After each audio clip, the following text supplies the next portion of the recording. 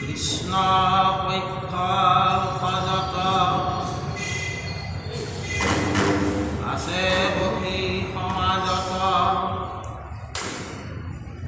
ঋষিৰ বিশিষ্ট বাণী শুনি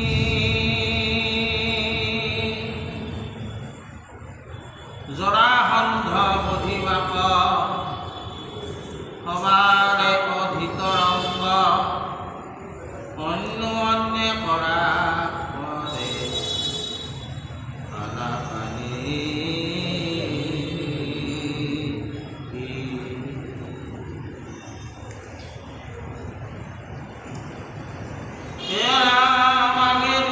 আছে আকি পাছে আইলা দেৱৰীতি দুয়ো মহাকাৰ্য বকতৰা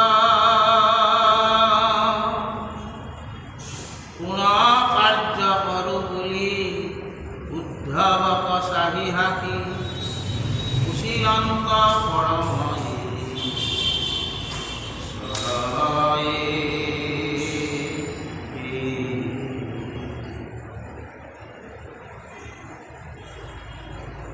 তুমি উদ্ধৱ সখী তুমি আমাৰ আখি মন্ত্ৰ তন্ত্ৰ জানা সকলে জানি তুমি বোলা নিষ্ঠ কি যে যেন সমকৃষ্ট তাকে কৰিব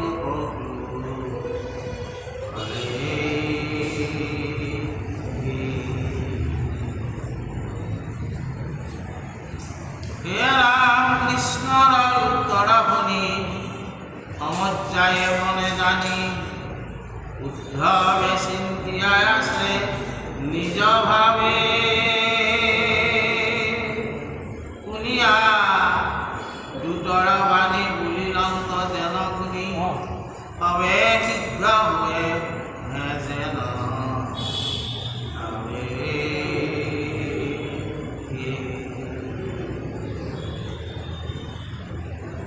আমি সকল আয়োজক যোৱাকালি আমি যি পাঠ কৰা হৈছিল তাতে আমি জৰাসন্ধৰ কথা কিছু কৈ এৰা হৈছিল। গতিকে জৰাসন্ধ সম্পৰ্কে যোৱাকালি আমি কিছু আলোচনা কৰিছোঁ। তেওঁ মগধৰ ৰজা আছিল, পৰম শক্তিশালী ৰজা আছিল আৰু সেইকাৰণে তেওঁ তাৰমানে বহুত ৰজাক তলত ৰাখিছিল আৰু যিসকল ৰজাই তেওঁৰ তলত থাকিবলৈ ইচ্ছা কৰা নাছিল তেওঁলোকক বন্দী কৰি লৈ যায় ৮৬জন ৰজাক শিৱ চতুৰ্দশীৰ দিনা বলি দিয়াৰ কাৰণে ৰাখি থৈ দিছিল। মানে ১০০ নম্বৰ হ'লে তেওঁলোকক বলি দিব। গতিকে এই ৰজাসকলৰ দূতে আহি কৃষ্ণৰ আগত দূত হৈ আহি কৃষ্ণৰ আগত ৰজাসকলৰ দুখৰ কথা কৈছে আৰু আনফালে জৰাসন্ধ মানে আমাৰ কি আছিলে দেৱৰ্ষি নাৰদে আহি তাৰমানে কি কৰিছে যে যুধিষ্ঠিৰ ৰজাই ইন্দ্ৰপ্ৰস্থৰ ৰজা হোৱাৰ পিছত মানে পাণ্ডুই যুধিষ্ঠিৰে যাতে ৰাজসুই যজ্ঞ সম্পন্ন কৰে পিতৃয়ে সেইটো বিচাৰিছে কাৰণে কি ক'লে মানে যুধিষ্ঠিৰক আহি ক'লে যুধিষ্ঠিৰে ক'লে কি যে যদি আমাৰ ভগৱন্ত কৃষ্ণই আমাক এই কথাত সন্মতি নিদিয়ে তেনেহ'লে আমি ৰাজসুই যজ্ঞ নহয় একো যজ্ঞয়ে আমি কৰিব নোৱাৰোঁ। দেৱৰ্ষিও আহি নাৰদক এই কথাটো জনালে। দুটা কথা, এটা হ'ল কি যে ৰজাসকলক জৰাসন্ধৰ কবলৰ পৰা উদ্ধাৰ কৰিব লাগে আৰু আনটো হ'ল কি যে যুধিষ্ঠিৰে ৰাজহুই যজ্ঞ কৰিব লাগে। ৰজাসকল জৰাসন্ধ ৰজাৰ ওচৰত বন্দী হৈ আছে আৰু যুধিষ্ঠিৰেও যদি ৰাজহুই যজ্ঞ কৰিব লাগে তেতিয়াহ'লে বাধা কোন আছে? জৰাসন্ধ। গতিকে কৃষ্ণ ভগৱন্ত পুৰুষে মানে তেওঁৰ সখীয়ে প্ৰাণৰ বান্ধৱ মানে উদ্ধৱক সুধিছে। উদ্ধৱো তেওঁৰ বান্ধৱ আছিল, কিন্তু বান্ধৱ থাকিলেও তেওঁ সখীত্বৰ দৰে তেওঁৰ আচৰণ আছিল, কিন্তু সখীত্ব ভক্তি কিন্তু উদ্ধৱৰ ক্ষেত্ৰত প্ৰযোজ্য হোৱা নাই। উদ্ধৱৰ ক্ষেত্ৰত দাস্য ভক্তিহে প্ৰযোজ্য হৈছিল। সখীত্ব ভক্তিটো কাৰ লগত আছিল? অৰ্জুনৰ লগত। গতিকে উদ্ধৱক সুধিছে যে দেউতাই কাৰ্য মই কৰিব লাগে, কোনটো কৰোঁ কোনটো নকৰোঁ এই বুলি আলোচনা কৰিছে। ভগৱন্ত পুৰুষ হ'ল জগতৰ স্বামী, কিন্তু স্বামী হয়ো তেওঁৰ যিজনে দাস বুলি ভাবে নিজকে উদ্ধৱ, কিন্তু ভগৱন্তই তেওঁক কি বুলি ভাবে? তেওঁক মিত্ৰ বুলি ভাবে। নাহি বান্ধৱ উদ্ধৱ তুমি সম, তোমাৰ দৰে বান্ধৱবোৰ নাই বুলি কৈছে কৃষ্ণ। কিন্তু কৃষ্ণই যেনেকৈ তেওঁক বান্ধৱ বুলি ভাবে, উদ্ধৱে তেনেকৈ কৃষ্ণক কি বুলি ভাবে? কৃষ্ণৰ দাস বুলি ভাবে। আৰু এই দাস্য যিটো ভক্তি, মানে আমাৰ ভক্তিৰ নৱবিধ ভক্তিৰ ভিতৰত যদিও আমাৰ শ্ৰৱণ কীৰ্তন স্মৰণ অৰ্চন বন্ধন দাস্য সতীত্ব ইত্যাদি আছে, কিন্তু মহাপুৰুষ শংকৰদেৱ গুৰুজনাই বা মাধৱদেৱ গুৰুজনাই যেতিয়া আমি ৰচনাসমূহ লক্ষ্য কৰোঁ, তেতিয়াহ'লে দুয়োজনা গুৰুৱে দাস্য ভক্তিকহে বেছি গুৰুত্ব দিছিল। আমি আচলতে সকলোৱে আমাৰ পৰিচয়টো হ'ব লাগে আমি ভগৱন্তৰ দাস। আমাৰ সেইটোৱে পৰিচয়, আমাৰ ইয়াত আৰু বেলেগ পৰিচয় একো নাই। সেই দাসৰ লগতো কিন্তু ভগৱন্তই কি কৰিছে? আলোচনা কৰিছে। কি কৰিব? তাৰমানে কথাটো হ'ল কেনে, এদিন মহাত্মা গান্ধীক এজনে সুধিলে যে আপুনি এই গোটেই ভাৰতবৰ্ষত, এতিয়াতো ভাৰতবৰ্ষখন বহুত ডাঙৰ আছিল, আজিৰ পাকিস্তানো আমাৰ ভাৰতৰে অংশ আছিল, বাংলাদেশো ভাৰতৰে অংগ আছিল। এই মহান দেশ এখনত আপোনাৰ দ্বাৰা যিটো অহিংসা আন্দোলন চলাই থকা হৈছে, আপোনাক বহুতে কি বোলে? মহামানৱ মহাত্মা গান্ধী। কিন্তু আপুনি কি টান পাইছে জীৱনত? কি টান পাইছে? আপোনাৰ কাৰণেতো টান কাম একোৱে নাই। যে মহাত্মা গান্ধীৰ উত্তৰ দিছিল যে মই জীৱনত নিৰ্ণয় কৰাটোৱে হ'ল আমাৰ জীৱনৰ ডাঙৰ টান কাম।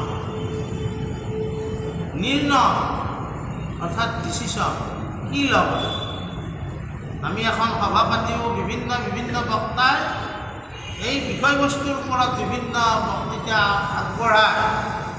সেই বক্তৃতাৰ পৰা কি কৰিব লাগে? আমি এটা নিৰ্ণয় কৰিব লাগে। আমি সমাজখন এনেকৈ আছোঁ, এই নিৰ্ণয় কৰাটো বহুত টান কাম, কিন্তু জগতৰ স্বামীৰ কাৰণে এইটো টান কাম নহয়। কিন্তু তথাপিও তেওঁ এটা আদৰ্শ দেখুৱাইছে, নিৰ্ণয় কৰোঁতে সদায় আলোচনা কৰি নিৰ্ণয় কৰিব লাগে।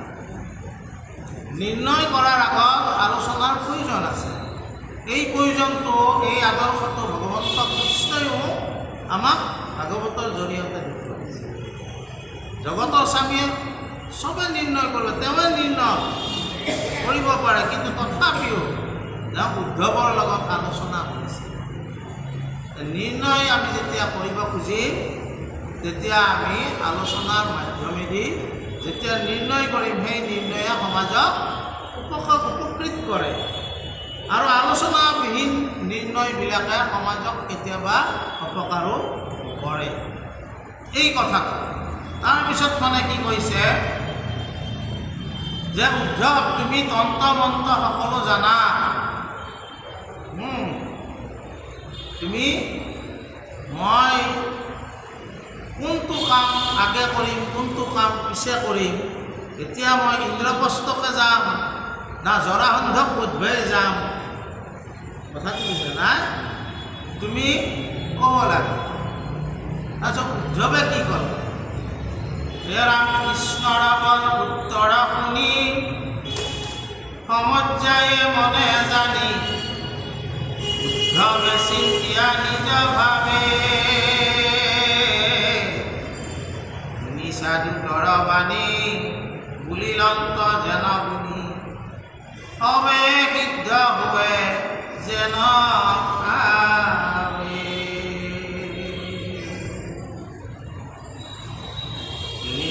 স্থিৰ কৰি বুলিলন্ত হাস্য কৰি মাধৱক মধুৰ বচনে গুৰুতৰ কাজ শুনি ৰাজ মনে কৰি মহাজনে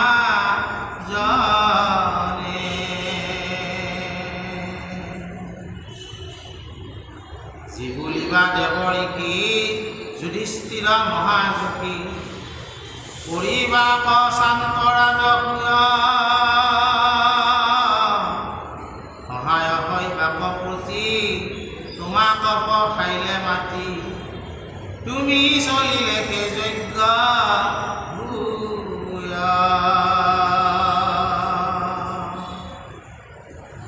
জৰাসন্ধ বন্ধনক বন্দী আছে ৰাজা যত তোমাৰ লেখে প্ৰক্ৰিয়া শৰণ দয়াকি আছে আগে তাক মেলাই বাক লাগে ভকতৰ তুমি কেজি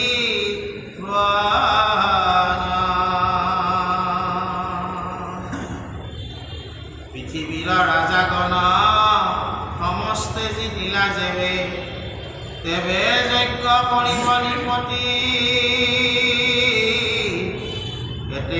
দুয়ো কাৰ্য জৰাসন্ধ বুধিবাক লাগে হেল মোহৰা যুতি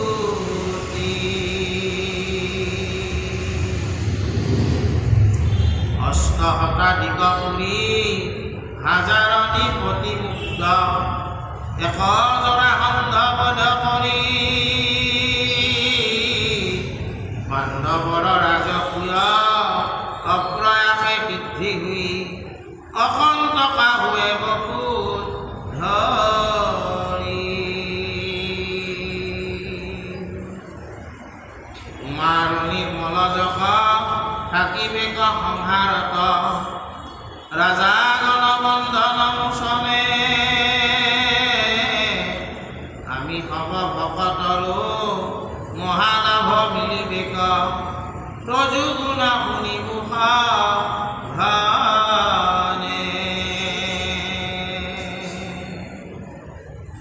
তাৰপিছত যেতিয়া উদ্ধৱৰ লগত আলোচনা কৰিলে, উদ্ধৱে যিহেতু ভগৱন্তই তেওঁক সুধিছে, তেওঁ কৈছে কি বুলি যে হে ভগৱন্ত, দুয়োটাই গুৰুতৰ কাজ, এটা কাজো কম নহয়, এটা কাজো বেছি নহয়, কিন্তু দুইটা কাজ সম্পন্ন কৰিব লাগিলে জৰাসন্ধৰ বধ নিশ্চিত কৰিব লাগিব। যুধিষ্ঠিৰে মহাযোগী আৰু তাৰাই যিহেতু ৰাজসূয় যজ্ঞ কৰিব ওলাইছে, ৰজাবিলাকে তেওঁক যজ্ঞত যাব লাগিব। তেওঁৰ বশ্যতা স্বীকাৰ কৰিব লাগে। ৰজাবিলাক যদি জৰাসন্ধৰ ওচৰত বন্দী হৈয়ে থাকে তেনেহ'লে ৰাজহুৱা যজ্ঞ কেনেকৈ হ'ব? এটা দুটা ৰজা নহয়, কিমানটা ৮৬টা ৰজা। গতিকে এই দুইটা কাৰ্য সাধন কৰিব লাগিলে জৰাসন্ধক বধ কৰাটো নিশ্চিত কৰিব লাগিব। এই বুলি ভগৱন্তক উদ্ধৱে কৈছে। তেতিয়া ভগৱন্তই কি কৈছে? হে ৰাম, প্ৰথমতে ইন্দ্ৰপ্ৰস্থ নগৰক গয়া আমি নিপতিত লয়ো অনুমতি ভীম অৰ্জুনক লৈ জৰাসন্ধ বুধিবাক যাবা বহু মগধক প্ৰতি অযুত হস্তিৰ বল জৰাসন্ধ মহাবল জিনিবে নপাৰে কেহু আজাক মহাবলী আছে মানে এক ভীম সেন বিনে বলে সম নাহি কেহু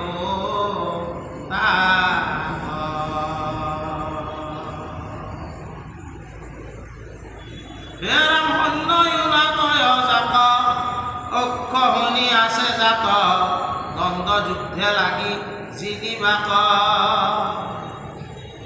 একাএকি যুদ্ধ পাতি উপায় আপুনি দিয়া ভীমে হেনে বধিভক্ত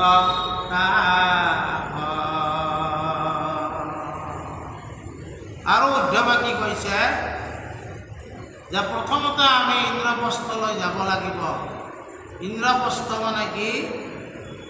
আমাৰ যুধিষ্ঠিৰৰ নতুন ৰাজধানী।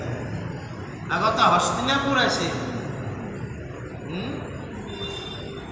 ইন্দ্ৰপ্ৰস্থত গৈ আমি কি কৰিব লাগিব যে ভীম আৰু অৰ্জুনক লগত লৈ মগধক যাব লাগিব। মগধ, জৰাসন্ধৰ ৰাজ্যখনৰ নাম মগধ। আৰু গৈ কিনে আমি কি কৰিব লাগিব? জৰাসন্ধক আমি সৈন্য যুঁজত বলে নৰিম, তেওঁৰ সৈন্য বহুত আছে। ইয়াত আমি এটা কৌশল ল'ব লাগিব। কৌশল। মোগলৰ সৈন্য বহুত আছিল, কিন্তু আমাৰ অসমৰ লাচিত বৰফুকনক হাৰাব নোৱাৰিলে। কাৰণ কি? লাচিত বৰফুকনে বা আহোম ৰজাসকলে কৌশল অৱলম্বন কৰিছিল। তেওঁলোকে একেলগে গোটেইবিলাক সনাই তেওঁলোকৰ আগত দেখা নিছিল। তেওঁলোকে নদী যেতিয়া আহি আছিল গৰিলা যুদ্ধ কৰিছিল। মাজতে ক'ৰ পাহাৰ এখনৰ পৰা আহি ধম ধম মাৰি দিব, মোগলে পাত্তা নাপায়। গৰিলা যুদ্ধ বুলি কয়। গতিকে লাচিত বৰফুকনক হাৰাব নোৱাৰিল। কেইবাবাৰো আছিল, মিৰ্জুমলাও আছিল, কিন্তু আমাৰ অসমত তেওঁলোকে যুদ্ধত আমাক হাৰাব নোৱাৰিলে। লাচিত বৰফুকনৰ দিনত ৰামসিংহ আছিল নহয়? গতিকে তাৰমানে যুদ্ধৰ কিছুমান কৌশল আছে। এই কৌশলবিলাক অৱলম্বন কৰিলেহে যুদ্ধত জয়ী হ'ব পাৰি। সেনাবাহিনীৰ সংখ্যাটো দি যুদ্ধত জয়ী হ'ব নোৱাৰিবও পাৰে। কিছুমান কৌশল ল'ব লাগিব। যে উদ্ধৱে সেই কৌশলটোৰ কথা কৈছে যে মগধৰ ৰজাক আমি সেনা যুদ্ধ আমি বলে পৰাটো নহ'ব, কাৰণ তেওঁৰ সেনা বহুত আছে। আমাৰ এটা সেনাৰ বিপৰীতে তেওঁৰ 10টা সেনা আছে। যে তেওঁক যদি আমি বোধ কৰিব, তেওঁৰ এটা দুৰ্বলতা আছে। কি? সেইটো হ'ল শক্তিশালী পুৰুষৰ এটা দুৰ্বলতাও থাকে। মহাশক্তিধৰ পুৰুষৰ দুৰ্বলতাও ক'ৰবাত আছে। সেই দুৰ্বলতাটো আমি চিনাক্ত কৰিব লাগে। আৰু দুৰ্বল পইণ্টটো চিনাক্ত কৰিব পৰাটোকে কৌশল বুলি কৈছে। কি সেই দুৰ্বলতাটো? যে তেওঁক কোনো যুদ্ধত হাৰাব নোৱাৰে, এইটোৱে তেওঁৰ দুৰ্বলতা। হিৰণ্যকশিপুৰ ভাবিলে কি দিনতো নমৰো, ৰাতিও নমৰো, এই দিন ৰাতিৰ মাজৰতো এটা সময় থাকে, সেইটোতো পাহৰি গেল। দুৰ্বলতা এটা থাকি গেল, অস্ত্ৰটো নমৰো, হা অস্ত্ৰ নোহোৱাকৈ নখৈ দিওঁ যে তোমাক বিদাৰ কৰিব পাৰে, সেইটো পাহৰিলে নহয়। হা মানুহ মাৰিব নোৱাৰে, জন্তুও মাৰিব নোৱাৰে। হয়, নৰসিংহ হৈ যে মাৰিম, আধা মানুহ আধা জন্তু, সেইটোতো তুমি নাজানা। আমি যিমানে আমি জানা বুজা নহওঁ কিয়, আমাৰ দুৰ্বলতা আছে ক'ৰবাত ক'ৰবাত। ঠিক তেনেকৈ মগধৰ ৰজাৰ দুৰ্বলতা সেইটোৱে, তাক কোনেও বলে নহয়। আৰু তেওঁ তাৰমানে সদায় প্ৰত্যাহ্বান গ্ৰহণ কৰে। কেতিয়াবা কেতিয়াবা কোনোবা কোনোবা যুদ্ধত আপুনি নামাতা নিমিলাকেও যাব লাগে। আপোনাক ক'ব পুৰুষ কিবা কিবি, যে আপুনি জানিব লাগিব যে আজি মই ইয়াৰ লগত যুদ্ধ কৰিলে মই হাৰিম, বুজা নাই? মই কেতিয়া যুদ্ধ কৰিম? মই যেতিয়া জয়ী হ'ব পাৰিম। গতিকে জৰাসন্ধই এইটো এটা দুৰ্বলতা, প্ৰত্যাহ্বান গ্ৰহণ কৰে। তেওঁ মোক কোনেও বোলে নোৱাৰে, এই চেলেঞ্জটো তেওঁৰ লগত দিব লাগে। প্ৰত্যাহ্বান গ্ৰহণ তেওঁ কৰিব, তেওঁ অকলে যুদ্ধ কৰিব লাগিব তেওঁৰ লগত, আৰু কৌশল কৰি তেওঁ বধ কৰিব লাগিব। বুজা নাই? এতিয়া ৰামে বালিক যেতিয়া এটা যুগত ৰামচন্দ্ৰই বালিক যেতিয়া বধ কৰে, তেতিয়া দূৰৰ পৰা শৰ মাৰছি নে নাই? কিয় মাৰছি? হা বালি বীৰ আছিল, ৰামে ভয় কৰিছিল তাৰমানে। তেতিয়াহ'লে জগতৰ ঈশ্বৰে ভয় কৰিছিল নেকি বালি? নহয়, বালিৰ এটা সাংঘাতিক বৰ আছিল। বালিৰ আগত যোনজন যোদ্ধা আগত তেওঁৰ আধা বল বালিক লাগি ট্ৰেন্সফাৰ হয়। বালিৰ যদি এক থাকে, ৰামৰ গোটাই বল আহি যাব, আধা বল আহিব নহয়।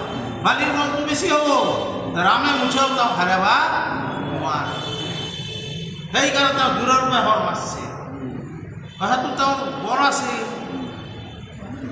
বুজা নাই? বহুতে কয় ৰামে এইটো কাম কিয় কৰিলে? জগতৰ ঈশ্বৰ হয়, পিছৰ পাই কিয় তেওঁক মাৰিলা? পিছৰ পাই নামাৰি আগৰ পাই মাৰিবই নোৱাৰে। তেওঁ আগত দেখা দিয়া ৰামৰ আধা বল তেওঁক তাকে দিছে। তেওঁ বা কি কৰে তেতিয়া? জগতৰ স্বামীৰ যেতিয়া আধা বল বালিৰ ওচৰত যাব, সি বা কি কৰে তেতিয়া? বেলেঞ্চ নোহোৱা হৈ যাব পাৰে। গতিকে ৰামে কৌশল কৰিছিল। এতিয়া এই কৌশল কৰাৰ কাৰণে মানে হৈছে কি, যে তেওঁৰ বহুত বল আছে, তেওঁ কোনেও কিন্তু সৈন্য বাহিনীৰ যুঁজত বলে নোৱাৰে, কাৰণ তেওঁ বহুত অক্ষয়নী সৈন্য আছে। গতিকে তেওঁক চেলেঞ্জ কৰিব লাগিব দ্বন্দ্ব যুদ্ধ। বল আছে যদি আমাৰ লগত দ্বন্দ্ব যুদ্ধ কৰা, কিন্তু তেওঁৰ লগত দ্বন্দ্ব যুদ্ধ কোনোবাই কৰিব পাৰিব নেকি? তেওঁ মহাবল। তাৰ কাৰণে চিলেক্ট কৰিলে কাক? ভীমক। আমাৰ ভাৰতবৰ্ষৰ দাৰা সিং আৰু কৰবাৰ কিং কং নেকি, মল্লযুদ্ধ নাছিল, হয় নে নহয়? আজিকালি সেই মল্লযুদ্ধগিলে আজিকালি পইচাত বিক্ৰী হয়। আজিকালি ল'ৰা ছোৱালীগিলে টিভিত চাই থাকে, ৰেচলিং বুলি কয় ইংৰাজী। আজিকালি এইগিলাৰ নতুন নতুন নাম, ইহঁতৰ বেলেগ বেলেগ যুদ্ধ হয়, তাৰ বহুত মানুহ চায়, এইবিলাক বিক্ৰী হয়। আৰু সৰু ল'ৰা ছোৱালীবিলাকে ঘৰতে এটুই হেতুই ৰেচলিং খেলায় বিছনাৰ ওপৰত, বুজানে? গতিকে এই মল্লযুদ্ধ দ্বন্দ্বযুদ্ধ তেওঁক চেলেঞ্জ কৰিব লাগে। এই বুলি ভগৱন্ত শুনি আছে আৰু উদ্ধৱে কৈছে, ভালে কৈছে, তেওঁতো জানা, বুজা নাই? তাৰপিছত কি হ'ল, একা যেবে বোলে একা একি কোনে সিটো যুঁজিবে অক্ষখিনি সেনা পৰিহৰি তাহাৰ উপায় যাওঁ প্ৰভু দেৱ শুনি হক চলে বলে শত্ৰুক সংহৰি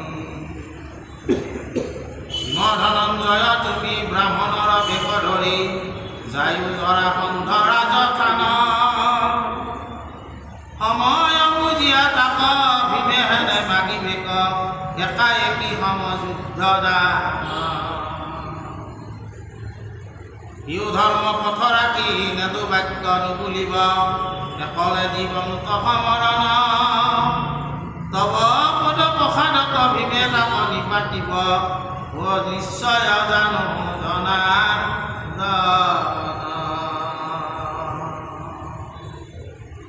যে অৰ্জুন ভীম আৰু তুমি ভগৱন্তক কৈছি ব্ৰাহ্মণৰ বেশ ধৰি মগধ ৰাজ্য জৰাসন্ধ ৰাজ্যক যাবা আৰু তাতে চেলেঞ্জ কৰিবা যে আমাৰ লগত কোনোবাই ইয়াত দ্বন্দ্বযুদ্ধত গ'লে পাৰিব নেকি? আমি মল্লযুদ্ধ লৈ আছোঁ। যেতিয়া জৰাসন্ধক লাগ পাবা তেওঁ বাক্য বুলি তোমাৰ লগত যুঁজ কৰিব আৰু তোমাৰ প্ৰসাদত ভীমে তেওঁ কি কৰিব? বধ কৰিব। এই বুলি এটা মানে চলে বলে যেতিয়া আপোনাৰ আগত শত্ৰু পৰে চলে বলে কৌশলে তেওঁক পৰাজয় কৰিব আমি লাগিব। এখন এনে আমাৰ ভক্ত সমাজত চল বলৰ কাম নাই। এই ভকতীয়া সমাজত চল বল কৰি একো লাভ নাই। ইয়াতে কিন্তু উল্টে হ'ব। ইয়াতে যদি কোনোবাই চল কৰিব আহিছ বল কৰিব আহিছ ইয়াতে কিন্তু উল্টে হ'ব, কাৰণ তেওঁ খেতি আহিলে সহ্য নকৰে। কিন্তু ৰাষ্ট্ৰ ৰক্ষাৰ ক্ষেত্ৰত দেশ ৰক্ষাৰ ক্ষেত্ৰত চল বল কৌশল সকলো লাগে। ৰাষ্ট্ৰনীতিৰ কূটনীতিও এটা ডাঙৰ অংশ। কূটনীতি বুলি কওঁতে আমাৰ বেয়া বুজে, কিন্তু কূটনীতিটো বেয়া নহয়। ইংৰাজীটো ক'লে ভাল বুলি ভাবে, ডিপ্ল'মেচি বুলি ক'লে নাই ডিপ্ল'মেচি লাগিব, কিন্তু কূটনীতি ক'লে আমাৰ অলপ বেয়া বুলি ভাবে। কূটনীতিও এটা নীতিয়ে। কূটনীতি মানে কি হ'ল, কেতিয়া কূটনীতিৰ আশ্ৰয় লয়? দুখন দেশৰ মাজত যুদ্ধ লাগিলে দুখন দেশৰে হানি, সৈন্যৰ ক্ষয় হয়, ধনবলৰ ক্ষয় হয়। এই ধনবল আৰু মানুহৰ মানে সৈন্যবল ক্ষয় নোহোৱা কৰিয়ে যিটো মিলামিচা হয় সেইটোকে কয় কূটনীতি, বুজা নাই? গতিকে এই চলে বলে কৌশলে ইন্দ্ৰ মানে আমাৰ যদি কি কয় কৃষ্ণ ভীম অৰ্জুনে তালৈ যাব লাগে। তাৰপিছত ভগৱন্ত পুৰুষে উদ্ধৱৰ লগত এইখিনি কথা পাতি এতিয়া তেওঁ ক'ত যাব? যুধিষ্ঠিৰৰ ৰাজধানী ইন্দ্ৰপ্ৰস্থ। হে ৰাম যেবে বোলা প্ৰভু ভীমেকে বধিব মোৰ যাইবে কোন কাজ নিমিত্ত হে ভীম তুমিকে বধিবা জানো মই যদুৰাজ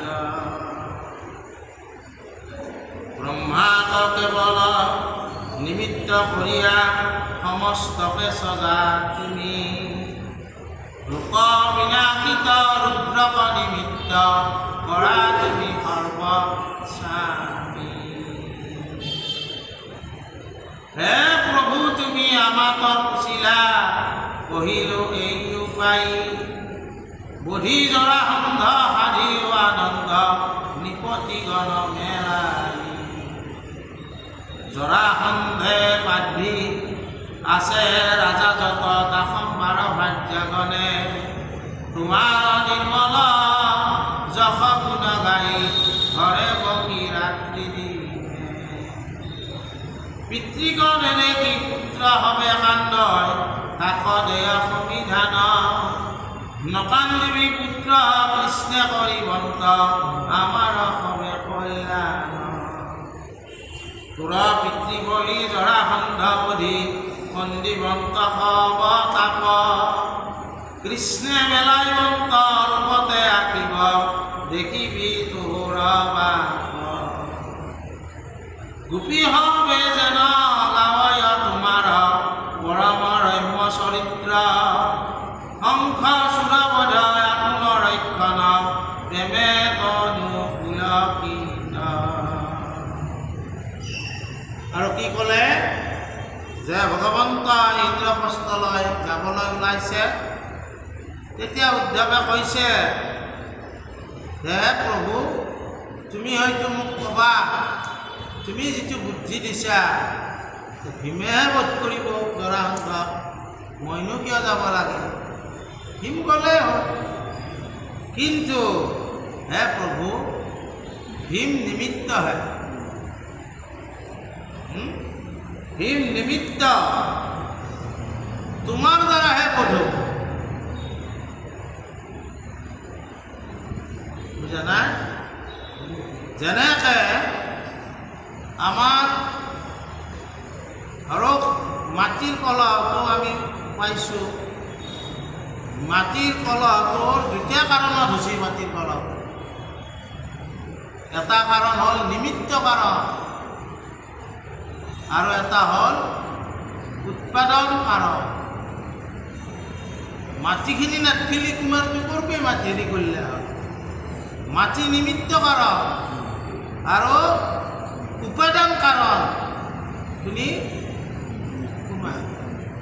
কুমাৰটো গঢ়ে দিছিছ গতিকে আমি যি হওক আমি এই ধৰাধামত যি কৰিছোঁ আমিও যদি কিবা অলপ পাঠ কৰিছোঁ কোনোবাই অলপ নাম গাইছে এইবিলাক আচলতে নিমিত্ত কাৰণ ভগৱন্ত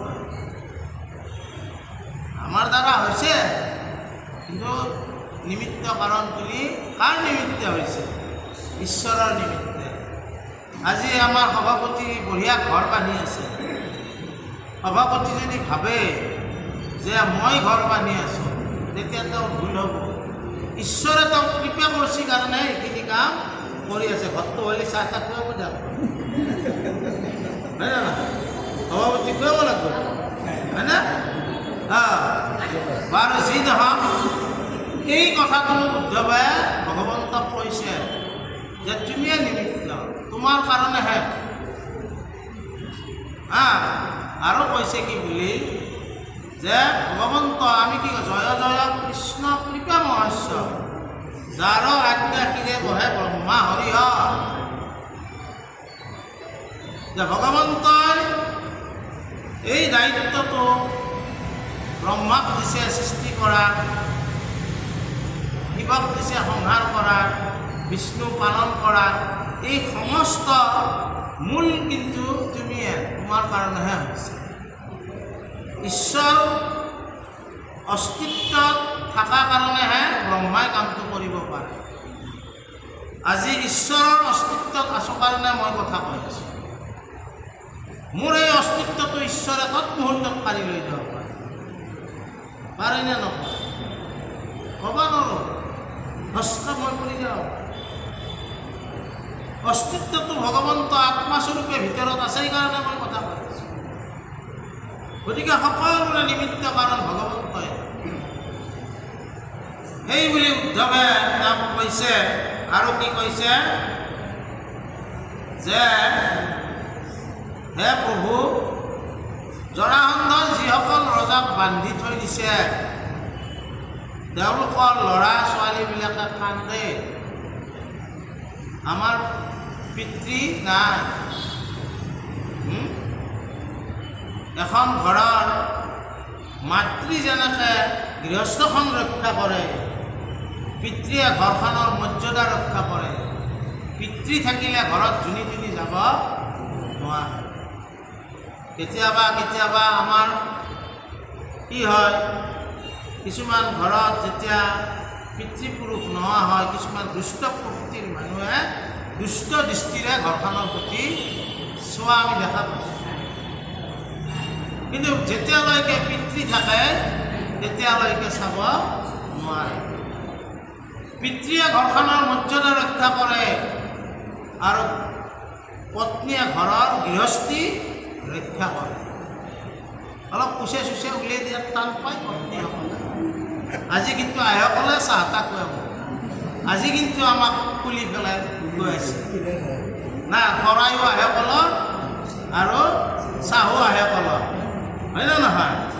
ঘৰৰ কিন্তু চাবি অলপ খোলাত অলপ টান পায় না কি কয়? আৰু যি নহওক এনেকৈ এটা সদ্ভাৱনেদি গৃহস্থ এখন চলে। পত্নীয়ে ঘৰৰ গৃহস্থী ৰক্ষা কৰিব চায় আৰু পিতৃয়ে সদায় ঘৰৰ মান মৰ্যাদাটো ৰক্ষা কৰাৰ কাৰণে যৎপৰোনাস্তি চেষ্টা কৰে। এই ৰজাবিলাক যেতিয়া নোহোৱা হৈছে, ৰাজ্যখনৰ মান মৰ্যাদা কি হৈছে? নোহোৱা হৈছে। ৰজাবিহীন ৰাজ্যৰ একো নাথাকে, হয়নে নহয়? গতিকে কৈছে উদ্ধৱে কৈছে, ভগৱন্ত প্ৰভু, এই ল'ৰা ছোৱালীবিলাকে যেতিয়া কান্দে তেতিয়া তেওঁলোকৰ মাতৃসকলে কয়, বাপা একো চিন্তা নকৰিব, ধৈৰ্য ধৰি থাক, আমাক একদিন নহয় একদিন কৃষ্ণই ৰক্ষা কৰিব। কৃষ্ণ যেতিয়া আছে আমি ভয় কৰিব একো নালাগে, দেৰি হ'ব পাৰে কিন্তু ভগৱন্তই আমাক ৰক্ষা কৰিব। ভগৱন্ত কি ঘৰ মে দেৰ হে অন্ধেৰ নেহি, দেৰি হ'ব পাৰে, পলম হ'ব পাৰে, কিন্তু আমি পোহৰ পামে। এই বুলি উদ্ধৱে ভগৱন্তক মানে প্ৰাৰ্থনা কৰিছে আৰু কৈছে যে গোপীভাৱে তোমাৰ লগত ৰমি চৰিত্ৰ গাই আনন্দ পাইছিল আৰু তাৰ কাৰণে তুমি শংখ চূড়কা আদি কৰি দৈত্যসকলক বধ কৰিছিলা। গজেন্দ্ৰে তোমাতে শৰণ বখিছিল, যাৰ কাৰণে আহি গজেন্দ্ৰকো তুমি ৰক্ষা কৰিছিলা, গ্ৰাহকো তুমি মুকুতি দিছিলা। জানকীৰ সেইটো বান্ধিলা, সেইটো দহিলা লংকা নগৰী। ৰাৱণৰ মাথ কাটিলা নাথ আনিলা কেতিয়া উদ্ধৰি, দশস্কন্ধ কাটি ৰাৱণকো বধ কৰি তুমি সীতাকো উদ্ধাৰ কৰিছিলা। ঠিক তেনেকৈ তুমি এই কংসক বধ কৰিছিলা, আমাক এই যিটো বংশক তেওঁ বন্দী কৰি ৰাখিছিল সেই বংশটোক তুমি উদ্ধাৰ কৰিছিলা। যেনেকৈ তুমি এই সমস্ত কৰ্ম কৰি এইসকলকো তুমি ৰক্ষা কৰা আৰু তোমাৰ যশ গুণ পৃথিৱীত মুনিসকলে, সন্তসকলে, ভক্তসকলে গাই থাকিব। সেই কথাটো উদ্ধৱে কৈছে। তাৰপিছত মানে কি কৈছে, তাৰপিছত মানে আমাক অলপ উপদেশ দিছে। এই উপদেশখিনি কি? নিগদ অতি সুখ শুনা মহাৰাজ, শুনা মহাকৌতূহলে, উদ্ধৱৰ এই পবিত্ৰ বচন সকল গুণ কুশলে। এৰা শুনিয়া নাৰদ যদু বিদ্ধ যত, বুজিলা সাধু বচনে, কৃষ্ণৰ পৰম হৰিক মিলিল প্ৰশংসিলা ঘনে ঘনে। সাধু সাধু বাক্য বুলিলা উদ্ধৱ, মন্ত্ৰী মোৰ প্ৰিয় কৰ, এইকে উপায় সাধিব পাৰিব কাৰ্য হব ভৱতৰ। এই বুলি প্ৰভু ভয়ানক প্ৰতি আদেশিলা সেইক্ষণে ভকতৰ কাৰ্য দৈৱকী নন্দন উত্ৰাৱল ভৈল মনে কহিলা দাৰুকে অস্ত্ৰ আদি যত সেৱক আছেতো আমাৰ যাৰ ইন্দ্ৰপ্ৰস্থ গজবাজি ৰথ সাজে সবে জাতিষ্কাৰ যদু বিৰজত চলিব লগতে জানতে হুয়া কাছ পাৰ পুত্ৰ দ্বাৰা যত সবেও চলুক পিন্ধি নানা অলংকাৰ এইদৰে ভগৱন্তৰ গুণ চৰিত্ৰ উদ্ধৱে গাইছে। উদ্ধৱ আচলতে ভগৱন্তৰ মন্ত্ৰীও আছিলতো। মন্ত্ৰণা দেৱ মন্ত্ৰীৰ কাম কি? মন্ত্ৰীৰ কাম মন্ত্ৰণা দিয়ে, বুজা নাই? সেনাপতিৰ কাম যুদ্ধ কৰা, মন্ত্ৰীৰ কাম মন্ত্ৰণা দিয়ে। গতিকে মন্ত্ৰণা দিছে। তাৰপিছত মানে কৈছে যে সেই জৰাসন্ধক বুঝি আহি লাহেকৈ তুমি তাৰমানে শিশুপালকো বোধ কৰিবা। শিশুপাল ৰাজহুই যজ্ঞতে পঢ়িব, পিছত আহিব এইবিলাক কথা। এইখিনিতে আমাৰ উপদেশক কৈছে কি যে এই বচন উদ্ধৱে ভগৱন্তক যি পবিত্ৰ বচন কৈছে সেই বচন পৰীক্ষিত তুমি শুনা, সুকে কৈছে। আৰু এইদৰে সকলোৱে ভগৱন্তক সাধু সকলক ৰক্ষা কৰা, ভকতক ৰক্ষা কৰাৰ কথাবিলাক যেতিয়া ক'লে তেতিয়া ভগৱন্তয়ো ভকত বৎসল নহয়, তেওঁ তাৰমানে ভকতক ৰক্ষা কৰাৰ কাৰণে সাজু হ'ল। আৰু সাজু হ'ল যেতিয়া তেওঁৰ সাৰথি কোন? কৃষ্ণৰ সাৰথি দাৰুকক ক'লা গাড়ী ৰেডি কৰ। যেতিয়া আৰু BMW নাছিল, ৰক্ষান ৰেডি কৰ। ৰথ গজ বাজি চব ৰেডি কৰিছে। আৰু তেওঁৰ কিছু যদুপুৰক লয় আৰু কিছু ল'ৰা ছোৱালীক লয় তেওঁ ইন্দ্ৰপ্ৰস্থক লাগি আগবাঢ়িছে। তাৰে পিছৰখিনি কি হ'ব আমি আহাবাৰ মানে যদি ঈশ্বৰে কৃপা কৰে আলোচনা কৰিম। কৃষ্ণ অপৰাধ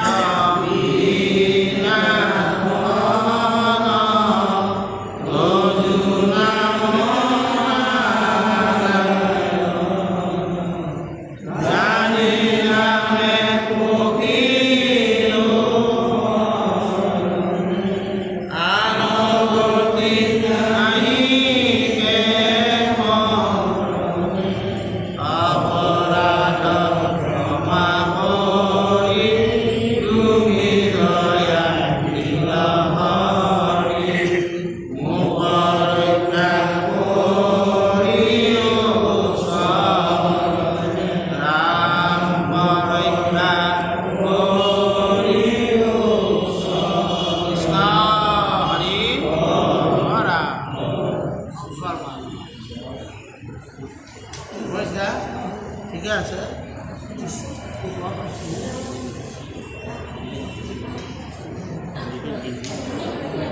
আহে ক'লে অঁ,